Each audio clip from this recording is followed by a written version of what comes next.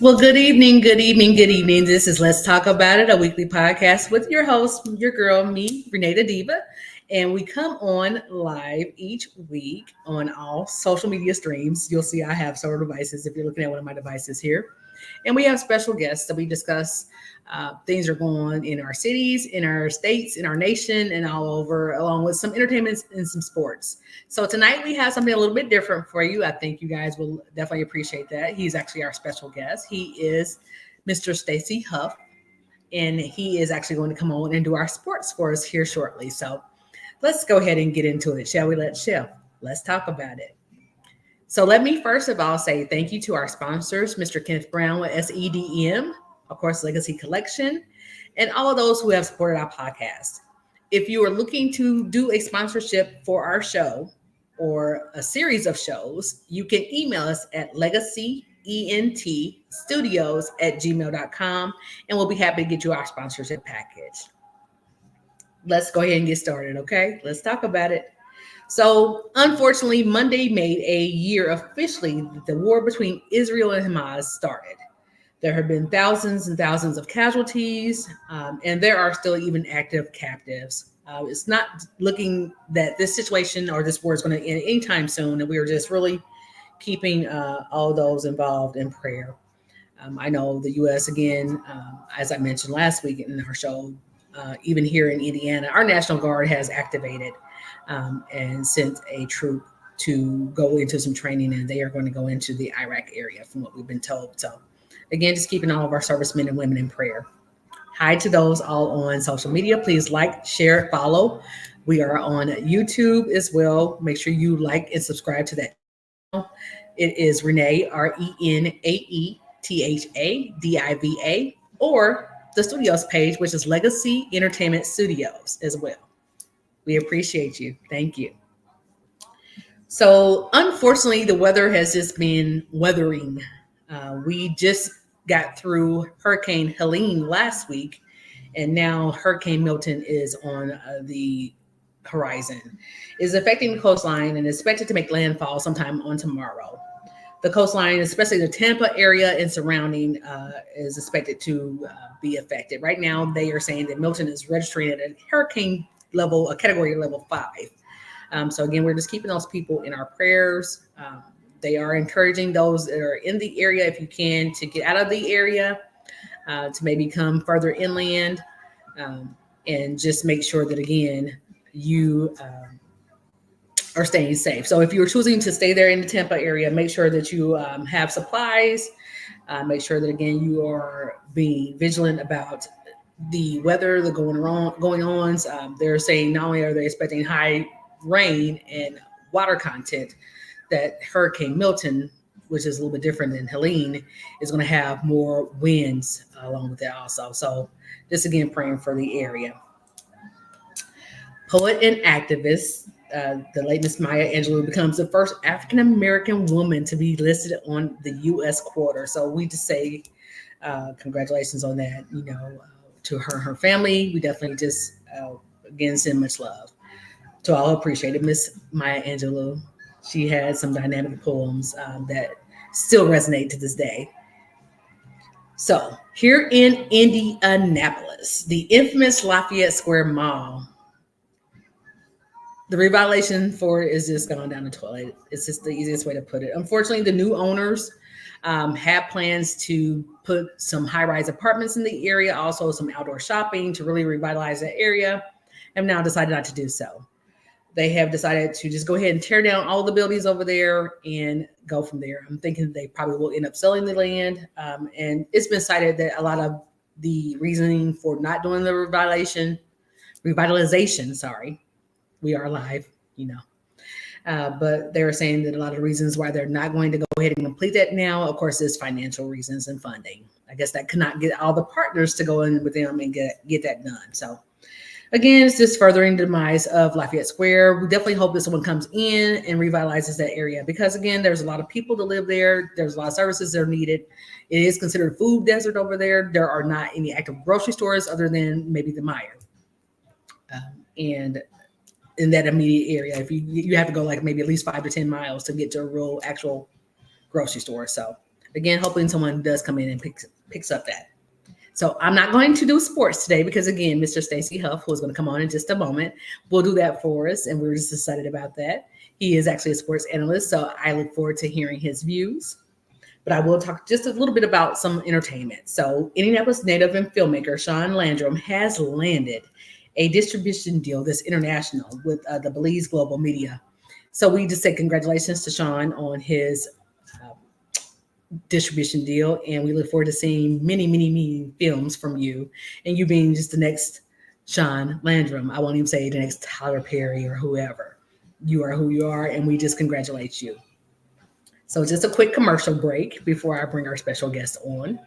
Thank you again to all of our show viewers, our sponsors, our special guests. Again, if you are interested in sponsoring a show, a podcast, go ahead, please, and email us at legacyentstudios@gmail.com, and someone will get back with you. So I'm going to go ahead now and welcome our special guest, Mr. Stacy Huff, to go over our sports, and then we will talk to him about everything else we have going on, okay? Thank you, RenaeThaDiva, representing Naptown and back down. I appreciate you having me on. Okay, so showing the love to the Naptown. I visited once. It was a nice spot. I enjoyed it. A lot to talk about in the world of sports. My name, as she mentioned, is Stacy Huff. I am in the state of South Carolina. I have a sports radio show that's on 4 stations in the central part of South Carolina and on MakeThePointRadio.com. Please write that down, www.MakeThePointRadio.com. You can listen to it in Naptown or wherever you may happen to be. So let's get right into some sports conversations, et cetera, for the next 35 minutes, if you would, please. And thank you. I began in the world of the National Football League, where news came out this morning of the firing of New York Jets head coach Robert Saleh. Robert Saleh was only 2-3. The team is 2-3 this year. He's only 20-36 over his 3+ seasons with the New York Jets. He was a former outstanding coordinator with the 49ers and bounced around the league a little bit, had a good resume, a lot of people thought. Get there, and he and Aaron Rodgers didn't see eye to eye. This is early. I think, to me, this is a little bit of a trying to find a scapegoat. 5 games into a season, especially when Aaron Rodgers missed all of last season except for 4 snaps and has played poorly this year. So for those who know who Aaron Rodgers is, won a Super Bowl with the Green Bay Packers, with the Jets, got a big contract at 38, 39 a couple years ago last year, and then got hurt towards Achilles. He's one of the highest paid quarterbacks of all time. He's a former Super Bowl winner. He's a surefire first ballot Hall of Famer. So he has the resume. But he and Robert Saleh do not sit horses, as the old folks used to say. As my granddad and them used to say, they don't sit horses. So if you know Aaron Rodgers, one thing about him, he likes to go on the Joe Rogan show and the other shows and talk about conspiracy. He's a conspiracy theorist. If you go back to his anti-vax, so here's a conspiracy theory for you, Ron. I think he got your coach fired. I think he got his coach fired. They didn't get along. They didn't sit horses. And the offensive coordinator, Hackett, is Rodgers' one of his best buddies. So he didn't want the offensive coordinator to get fired. I think he went to ownership and got his head coach fired, Robert Saleh. So that, to me, that's a little unceremonial. They actually walked the man out with security. They actually walked him out the door as if he were a criminal this morning. The report comes out. That's unsavory to me. Staying right there in the National Football League for a moment, I'm going to cover some WNBA and Major League Basketball as well in my brief time here. But staying right there, 2 teams out of the gate fast this season, 5-0. 2 teams. There are only 2 undefeated teams in the National Football League. The Minnesota Vikings, who a lot of people did not see coming, and the Kansas City Chiefs, who have been arguably the best team over the last 5-6 years in the National Football League. 2 things about that. Minnesota doing it with a quarterback that had bounced around a little bit, getting a second chance. And the quarterback of the Chiefs, Patrick Mahomes, is a guy who we all expect great things from. But here's the interesting thing. They've won 11 games in a row now, including the Super Bowl last year. Barely won the Super Bowl, but 11 straight going back to last season. 5-0 at the gate, but none of them have been blowout wins. So they're quietly dominant. It's like you always feel like they're going to win. It's like Novocaine. Like, you know it's going to work. You just have to wait for it. So that's kind of how they're beating people. They're beating people with a Novocaine approach. So you kind of know if you let them hang around Patrick Mahomes, Travis Kelce, Andy Reid, and that crew at Kansas City, they will pull it out and snatch a victory from you late in the ball game, which is what they pretty much did last night as well. So 2 teams are 5-0. Some teams are struggling. The Panthers here in the Carolinas, where I am, they're one of the teams that are looking like they can't get right to the National Football League. If you remember the movie Life, they can't get right. They really can't get it right. They got some struggles. So they're the kind of can't get right. But a lot of teams have the win-win. The Jacksonville Jaguars, some other teams like that are out there as well. So real quickly, WNBA, the New York Liberty upset the Aces. I'm an Asia Wilson fan. I'm a Gamecock alum. So is she. My daughter's favorite player. The New York Liberty eliminated them the other night, and now they wait the winner of the Suns and the Lynx in the WNBA. That game is at Game 5. It's the best 3 out of 5. So this is the final game tonight that will decide who advances to the finals in the WNBA. The Suns versus the Lynx. And here's one little note before I move on. The Liberty have a 3-1 record against the Suns. If they meet them in the finals, they're 1-2 versus the Lynx. So depending on who wins this game tonight, whether the Liberty be a favorite or not, I think the Liberty win the WNBA championship this season. That was my pick earlier. It would be them or the Aces. I think since they eliminated the Aces, I'm going with the Liberty now. Also, real quick, Major League Baseball, all the series going when we woke up today were 1-1. All the playoff series, the Tigers and the Washington team, the Guardians, were 1-1. My Yankees, who will play later tonight, were 1-1 with the Royals. The Padres and Dodgers are 1-1, and the Phillies and Mets were 1-1. But if I look at my watch, right, looking at the not a Gucci, but it's about that time. Right about now, the Mets is definitely not a Gucci. It does count my steps, though. Thank you, praise the Lord.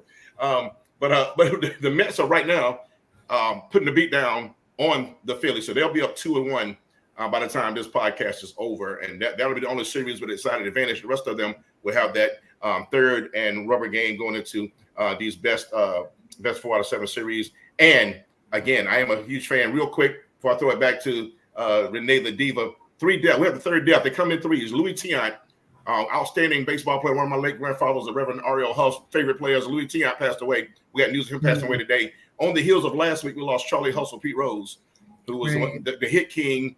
I had all of us kids back in my generation sliding head first, getting chalk in the mouth and dust in the mouth and breaking wrists and getting hurt. Charlie Hustle passed away last year. And then Dikembe Mutombo, also a little over a week ago, passed away. And no shot block motion, no post celebration, no post play celebration. It's iconic as the finger wag of Dikembe Mutombo, who's only 58 years of age. Pete Rose is 83, by the way, but 50, man, Dikembe Mutombo's a tough one. So, Renee, back to you. Let's look at the sports here on Talk About It. We just talked about it. And we can talk about it some more if you want to, Renee. That's it. Of course. I appreciate you, Stacey. If you are just joining us, this is Let's Talk About It, a weekly podcast. And we do have with us special guest tonight, Mr. Stacey Huff of Huff Sports Nation. If I said that. Huff Nation Sports. Huff Nation Sports. There we go. I'm sorry. I reversed that. There we go. And then I do have in the comments there at the bottom in the ticker his website address.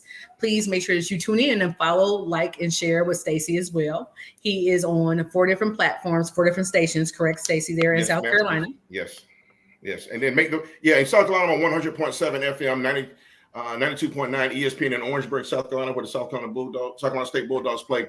1470 AM, 1580 AM. But it doesn't matter. If you're worldwide, I'm on the 3 W's. www, the Word Wild Net, makethepointradio.com, and then click on the listen button every Saturday at 10 a.m. Makethepointradio.com. Click on that listen button every Saturday, 10 to 11, and we'll chop it up just like I just did. Awesome.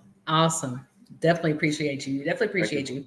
So let's go ahead and get into the portion I'd like to call our question and answer session. So tell us a little bit about Stacey. How did you even become a sports analyst, and how did you get into it there in South Carolina? Well, God is going to have his way. So growing up, I played 4 sports, and I was a well-read kid. So I read and studied. Didn't know what I was reading and studying for. I just loved it. So I was an advanced reader, and I was reading every summer in the book club. I was reading 25, 30 books a summer. It was always about Hank Aaron, Reggie Jackson, Hank Aaron, Walter Payton, etc. So long story short, I get into the corporate world after college. I'm in sales at a radio station. I was selling advertising. So I know how to sell. I consult with that, by the way. I know how to sell sponsorship. So I was in sales, and I was at a station that was a conglomerate. It was under Citadel Communications back then. I think it's Cumulus now. And there was a station that was almost like a dead station in the building. And word got out that I was interested in sports, and one of the general managers said, we have an hour free on Saturdays. Let this kid take a shot and just do what he wants to with our. We won't not paying him anything. It won't be dead air. He can talk from 12 o'clock to 1 o'clock. And the first time I cracked the microphone, all the reading came back. I played 4 sports. I read about it. I've coached AAU in the area. I know some things, but it was nobody knows you can, because you played in a coach, it don't mean you can talk about it. Right. But it came so easy to me. And then I started doing, I do play-by-play on TV as well for games in the area in the state of South Carolina. So it all just kind of came, but it was meant to be because I was in sales. I gave up on it. Thought I would never do it. And somebody just kind of said, hey, go walk in and give it a shot. And I was never nervous. It was always easy. Like you said, when it's God's timing, it's God's timing. It truly is. So congrats on that. That is an awesome feat. And tell us about your everyday life. So I know you said that you actually do the 4 shows. You also do some games. Yeah. So I'm my actual 9 to 5, so to speak. I'm the owner of a insurance brokerage. So I'm actually an insurance agent, and I do a brokerage here in the state of South Carolina. Other than the radio show on Saturdays, which over the last 23 years, I've done daily shows. But I do high school football and basketball on the Fox affiliate here in the Midlands of South Carolina. So we do 11 high school games when there's no hurricanes. We do. Right. And by the way, praying for those. We're touched hard here as an insurance agent. I'm seeing it on the homeowners. I'm seeing it in my 9 to 5. A lot of claims and the homeowners are a bad situation right now. But prayers and thoughts out to everyone who's been through Helene, and now with Milton on the way. We're batting down the hatches. We know the next couple of days may be very, very tough. But that being said, yes, I do PA announcing as well. So I do local high school games. When I'm not on TV on Fridays, I do Tuesday night games. I do PA at a couple of local high schools here. So I always keep a microphone somewhere nearby. I love it, and I have a passion for it, and I love helping these kids, the local kids. I try to help them get scholarships as well if I can. Okay. Awesome. Again, yes, I definitely understand the insurance scene. That is also my day job as an insurance agent and broker here in Indianapolis and a few other states. So I'm definitely seeing, communications, the aftermath of Helene and soon to be Milton, I'm sure. So definitely, again, like you said, prayers to all those out there. Kind of, if you are staying in the area, make sure you are secure and just, yes, because the bad thing, Renee, is I had a friend of mine in the sports world called me this past Monday and put his wife on the phone. His mother-in-law, his wife's mother, found out the week before that her insurance had lapsed. As she looked out and it was trees in the yard, something leaning on the house.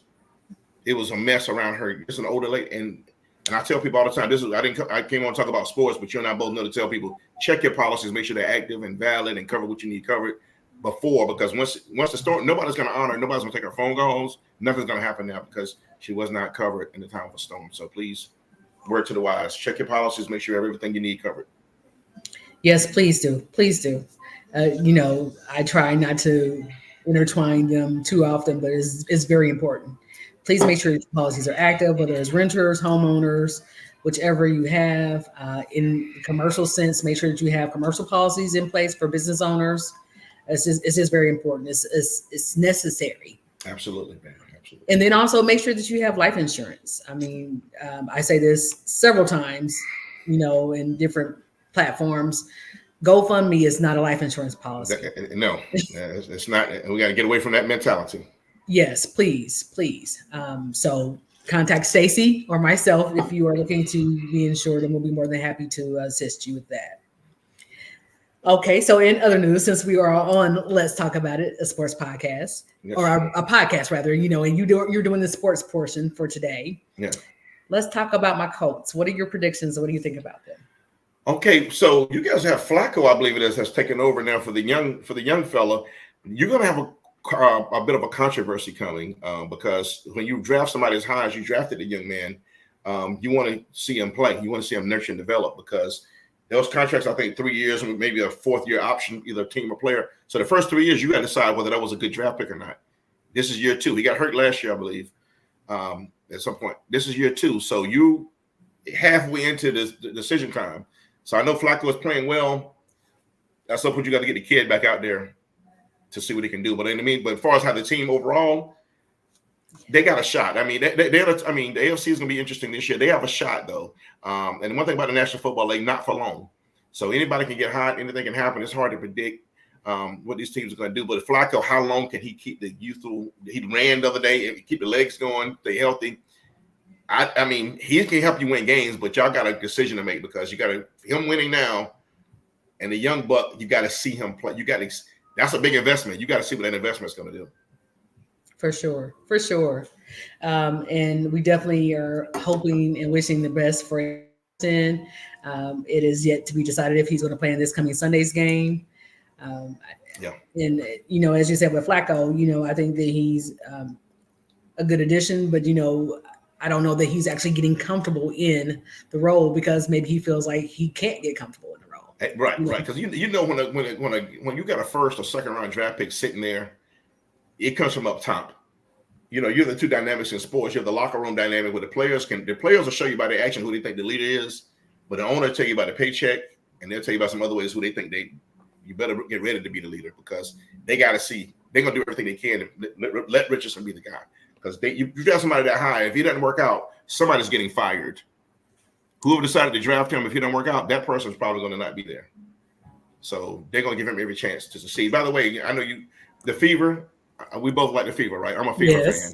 Aaliyah Boston's a Gamecock. I like Caitlin Clark. I like the whole team. I like Mitchell, although she may be leaving. Y'all got your hands on something special with the Fever. If y'all can just let them cook, let them slow marinate, let them slow roast.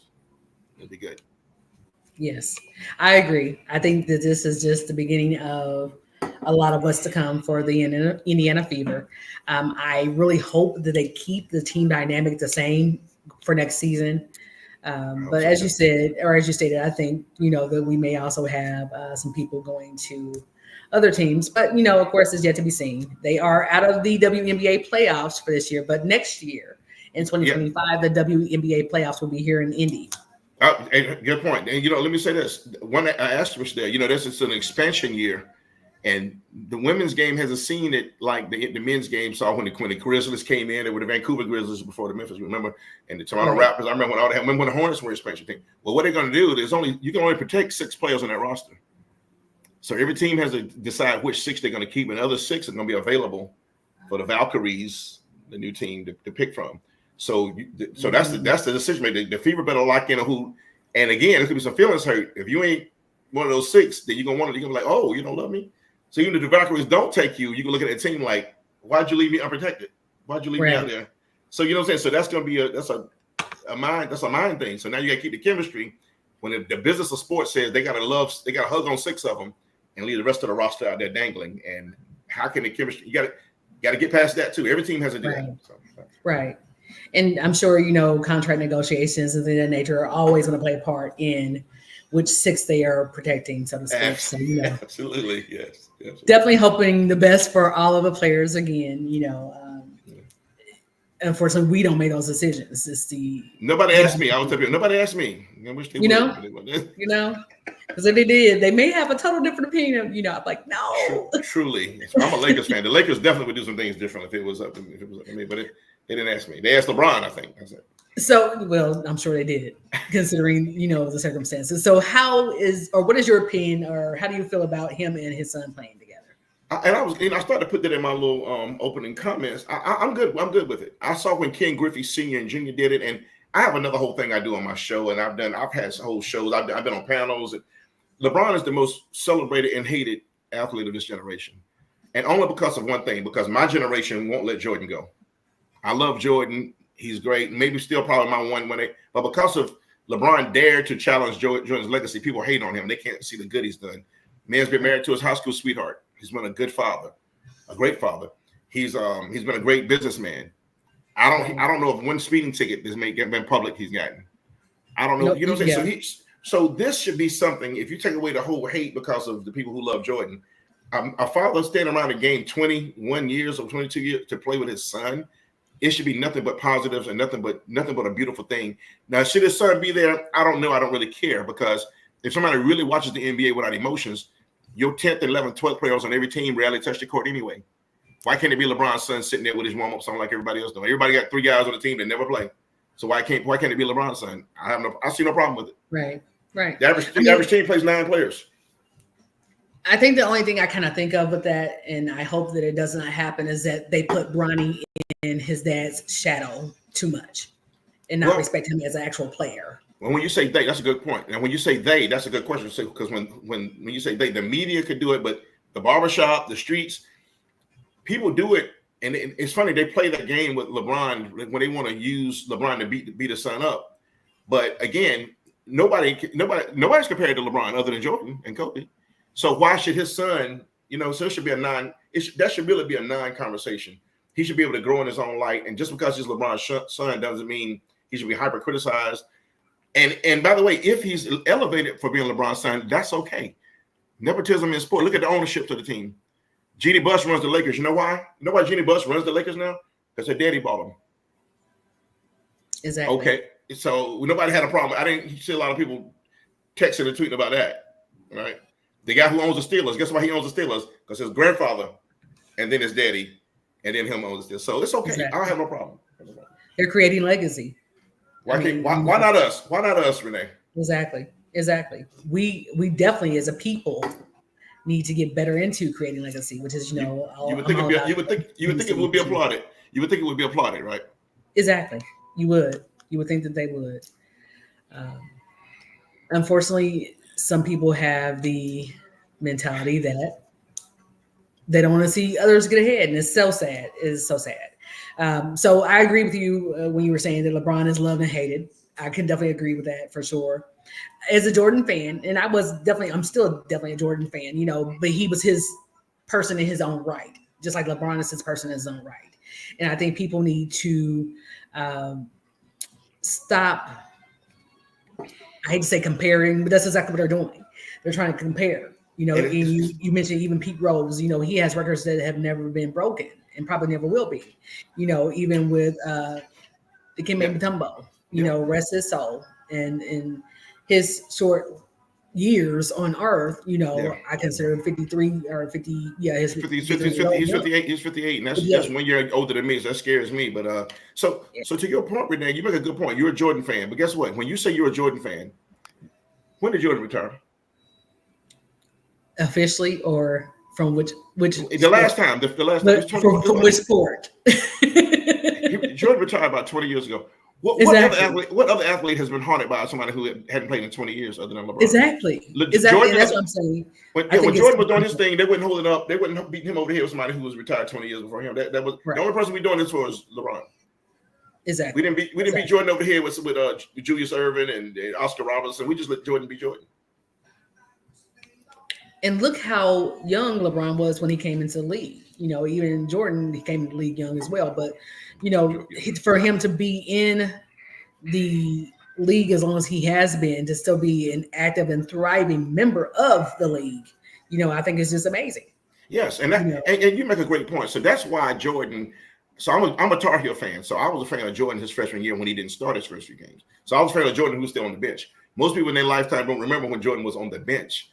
Right. So from October, November, December of his freshman year in North Carolina, he backed up Buzz Peterson, who became friends with him. He was a backup. So I was a friend because I read recruiting magazines. Remember I told you I read recruiting magazines. So I knew Jordan was going to be good. So let me say this. Jordan had Dean Smith as a college coach. He came into the NBA at 21 years of age. Right. LeBron was 18. So because of those advantages, and Jordan's just having a different, he was groomed better in a better incubator. If you mean, the Tar Heels are a pretty good incubator. One of the greatest programs in the history of college basketball, of any college sport. Sure. So that's, to me, the difference. Is why I'll still say Jordan. But Jordan was he came into the league at the perfect time when it became a global game. It was becoming global, right? So it was perfect for Jordan. For sure. Well, if you have just joined us, this is Let's Talk About It, a weekly podcast with your host, myself, RenaeThaDiva. Tonight, we do have special guest, sports analyst with us, Stacey Huff, and he has been giving us his opinions, his professional insights, and all about Josh on sports. So we've discussed the NBA, we've discussed the WNBA, the NFL, and even the MLB. So Stacey, I just say thank you for joining us tonight. I appreciate your candor. And if you would please like, share, and follow Stacey on all of his social media. Go ahead and say that again for us, please, Stacey. Okay, by the way, the actual, so this is you're a international show. So the website is makethepointradio.com. Click on that link. It's a radio link. You click that link in, you put it on your phone and save it to your phone. Click on the listen button. It's there every single Saturday, 10 to 11 a.m. If you have if you're one of those people that will Google and tune in the stations, it's 100.7 FM in the Midlands of South Carolina, 92.9 ESPN Orangeburg. My Facebook is just that name right there on your screen right there. And on Twitter, it's at Huffster Sports, at HUFFSTERSPORTS, at Huffster Sports. The YouTube channel is forthcoming. I got to go back and redo some things, but YouTube channel is coming. I want to be like RenaeThaDiva when I grow up. Have a YouTube following and all that as well. So she's inspiring me as well. I'm glad we got to talk about it. Shout out to my man Kenneth Brown. Legacy Entertainment. Shout out to everybody making it happen. I thank you so much for having me. I appreciate you. Now I'll do it again whenever you ask. Okay. Awesome, Stacey. I appreciate you. Thank you. We'll definitely have you on again. Thank you. All right. You have a good night. You too, dear. Have a good night. So if you have just joined us, this has been Let's Talk About It with me, your host, RenaeThaDiva, and we are on all social media. So make sure you are sharing, liking, following us. Please subscribe to our channels. Again, it is RenaeThaDiva,